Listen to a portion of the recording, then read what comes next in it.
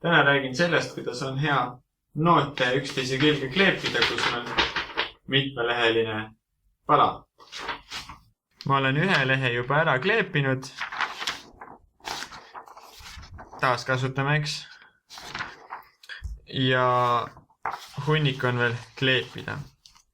Nüüd räägingi paarist nipist, mida on hea kasutada, kui sa tahad noote kokku kleepida. Selleks on muidugi vaja kleeplinti. Hea, kui on sul selline, kus sa saad tõmmata ja mida ei pea närima, et lõhkuda nii-öelda lahti. Esimese asjana tuleb kõik noodid järjest üksteise külge panna.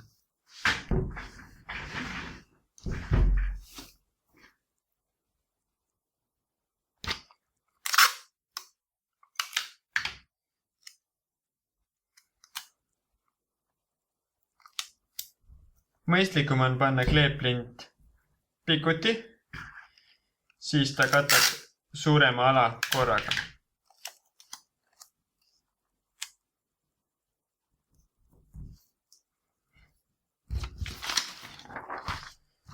Et ei juhtuks sellise tegevuse korral seda, et kuidagi lehed tulevad üksteise küljest lahti, siis on hea panna täpselt sama kohta teisele poole ka kleeplint.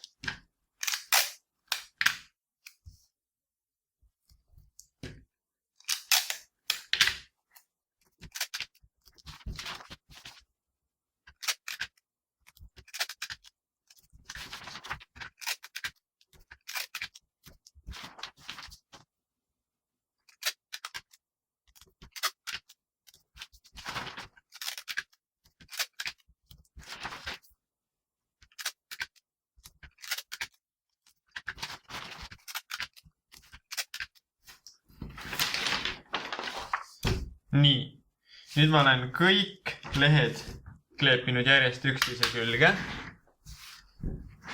Mida nüüd teha? No, kui sa rohkem ei oska, ei tea, siis kõige lihtsam on see lihtsalt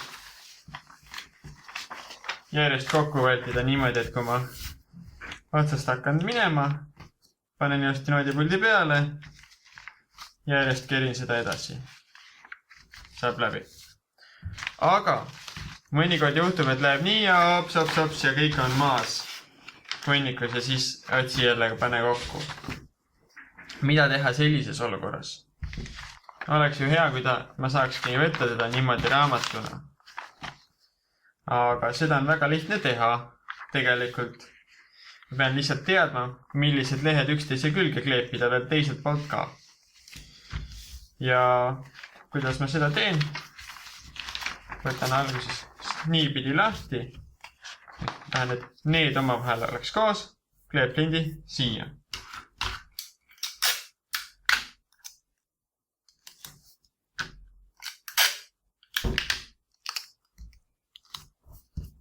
Korras. Nüüd mitte ei pane siit kokku, vaid mõtlen, mis mul on vaja järgmisena kokku saada. Igaks juhuks panen jälle nii kokku, nagu ta mul oli. Nii. Ja ma tahan, et need kaks oleks koos. Ehk siis võtan siit kinni, pööran ümber ja täpselt õige see leht jääb sinna taha.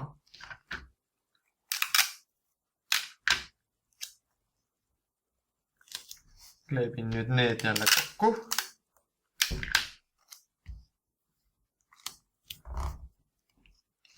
Ja kontrollin igaks juhuks. Ja, töötab.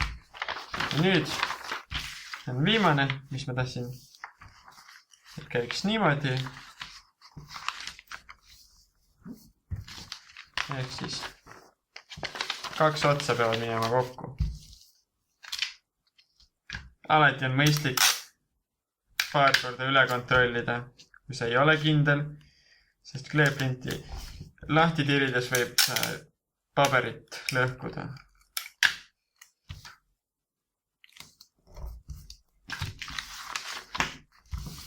Ja valmis. Nüüd on mul mõnus raamatuke, mis lahti ise ei lähe. Saangi võtta loo ette, mängin ühe ära, harjutan, vaatan siit, mis toimub, mängin. Eriti hea on seda teha ansambli lugude puhul, sest soololugusid on hea õppida tegelikult jupikaupa pähe ja siis panna need jupid peast kokku, mitte noodist järjest pikalt mängida. Aga ansambli lugusid tihtipeale ei õpitagi pähe, vaid sa pead suutma mängida, siis pöörad lehted, mängid, pöörad lehted. Ja seal on see eriti kasulik veel. Veel boonuseid, sul ei lähe noodid kaotsi kunagi.